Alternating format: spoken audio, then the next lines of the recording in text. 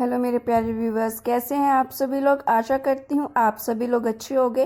कहानी के लिए मेरे चैनल को सब्सक्राइब कीजिए, कहानी को लाइक और शेयर ज़रूर कीजिएगा और कहानी कैसी लगी प्लीज़ कमेंट बॉक्स में ज़रूर बताइएगा। कहानी को लेकर कोई भी राय या सुझाव हो वो भी कमेंट बॉक्स में ज़रूर दीजिएगा। तो शुरू करते हैं हम आज की अपनी कहानी। वाराणसी, कबीर चौरा मोहल्ला। माँ, हम विद्यालय जा रहे हैं। हाँ बेटी जाओ, मन लगाकर पढ़ना। काशी की आंखों में आंसू आ गए। बालों में 2 चोटियां लाल फीते से गुथी, स्कूल ड्रेस वाली सलवार कुर्ती और दुपट्टा कंधे पर, स्कूल का बस्ता टांगे हुए कोयल को देखकर काशी की आंखों में कई सवाल उठ गए। काशी एक देवदासी थी जो बनारस के कबीर चौरा मोहल्ले के एक तंग गलियों में रहती थी। अब कोयल बड़ी हो रही है, उसे सब कुछ समझ में आने लगा है और वह खुद भी इस गंदगी में अपनी बिटिया को धकेलना नहीं चाहती थी। कोयल स्कूल के लिए निकल गई। काशी घर साफ करने में लग गई। उसने अपनी बेटी को नहीं बताया था कि उसे बहुत तेज बुखार था। यदि कोयल को यह पता चल जाता कि उसकी माँ को बुखार है तो वह आज भी विद्यालय नहीं जाती। काशी अभी काम ही कर रही थी, तभी लाला जी के मुंशी विक्रम सेठ की आवाज़ आने लगी। काशी बाई, ओ काशी जी। काशी जल्दी से झाड़ू छोड़कर बाहर आई। जी लाला जी। काशी ने बड़े अदब से उसने नमस्ते करते हुए कहा। कैसी हो काशी? मुस्कुराते हुए लाला विक्रम सेठ ने उससे कहा। बस ठीक है सरकार। कैसे याद किया? हमने नहीं याद किया तुम्हें, जमींदार साहब ने याद किया है। उनकी बिटिया की सगाई है, तुम्हें वहाँ महफिल सजाने के लिए बुलाया गया है। पर लाला जी, हमको तो बहुत तेज़ बुखार है, हम नहीं कर पाएंगे। जमींदार साहब से मिल लो, मुझे जितना बोलना था वह मैंने बता दिया।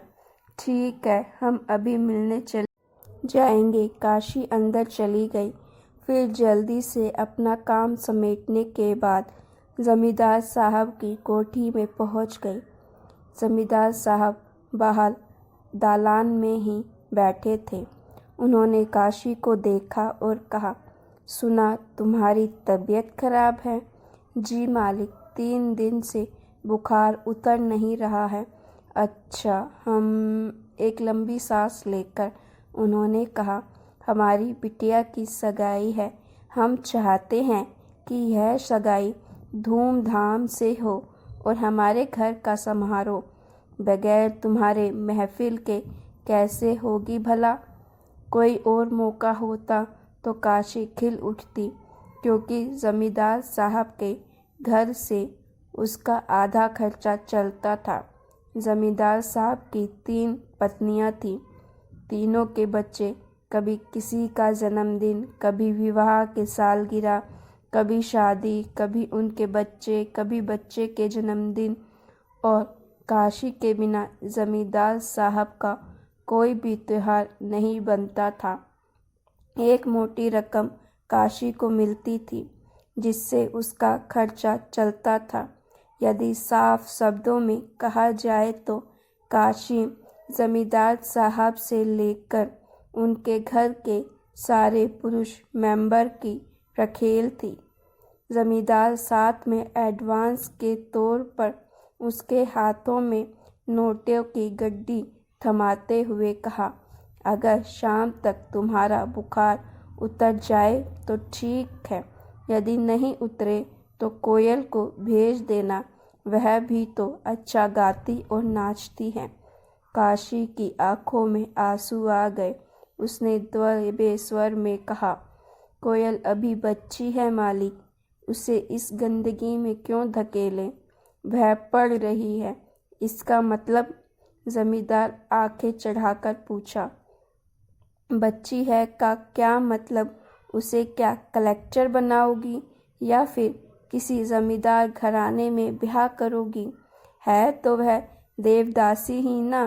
तुम लोगों का काम ही यही है, नाचना गाना। अपने पेशे से क्यों शर्माना। काशी की आंखों में आंसू आ गए।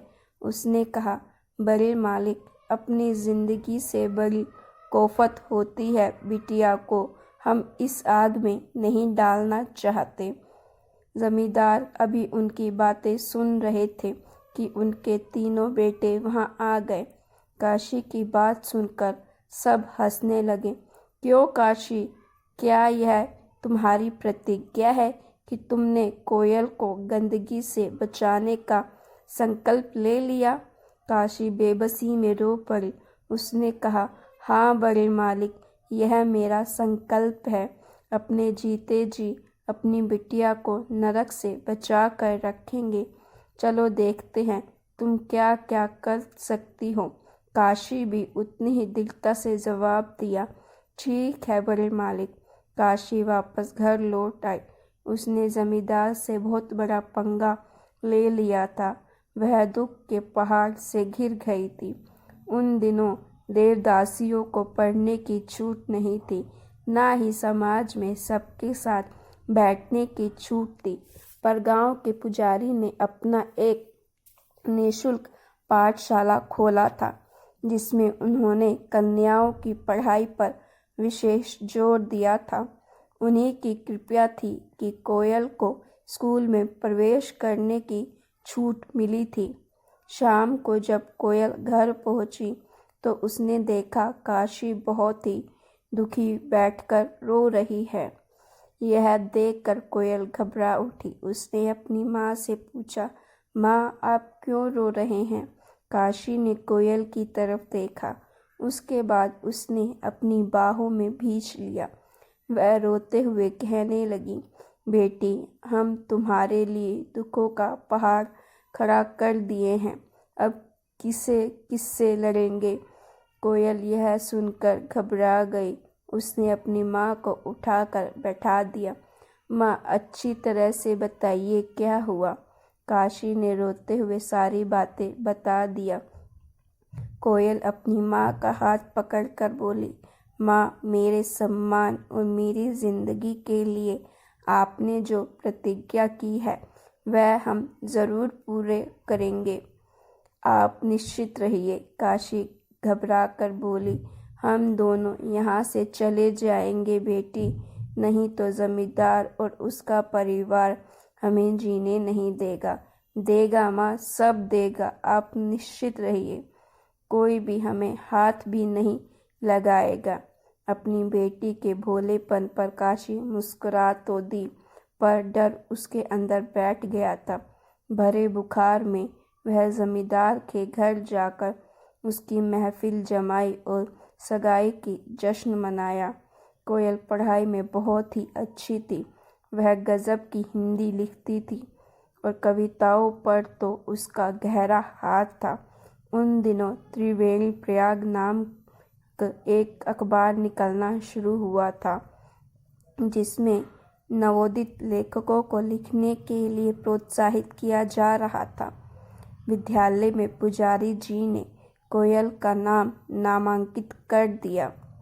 कोयल को अखबार में मौका मिल गया। वह अब अपने मन की दशा, आशाएं, सुख दुख शब्दों में पिरोकर कविताओं के रूप में लिखकर भेजना करती थी। उसकी कविताएं दर्द से भरी होती थी। उनमें आशाओं का भी संचार होता था। कुछ ही दिनों में उसका नाम होने लगा। स्कूल से निकलने के बाद उसे त्रिवेणी प्रयाग अखबार के संपादक ने प्रयाग के विश्वविद्यालय में उसका नाम लिखवा दिया। अब वह कॉलेज भी जाया करती थी और त्रिवेणी प्रयाग का काम भी संभाला करती थी। जैसे ही उसकी पढ़ाई खत्म होने लगी, उसे उसी अखबार में नौकरी मिल गई। संपादक मृत्युंजय जी उसे अपनी बिटिया की तरह मानते थे। उन्होंने अपने ही अखबार में काम करने वाले एक कर्मचारी से कोयल का ब्याह ठीक कर दिया। उन्होंने काशी से इस शादी की इजाज़त मांगी। काशी की आंखों में आंसू आ गए।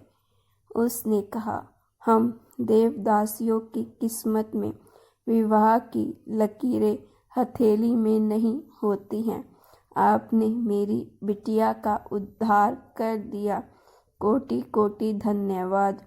मृत्युंजय जी मुस्कुराते हुए बोले, धन्यवाद आप मत दीजिए। धन्यवाद कहने का अधिकार सिर्फ मेरा है।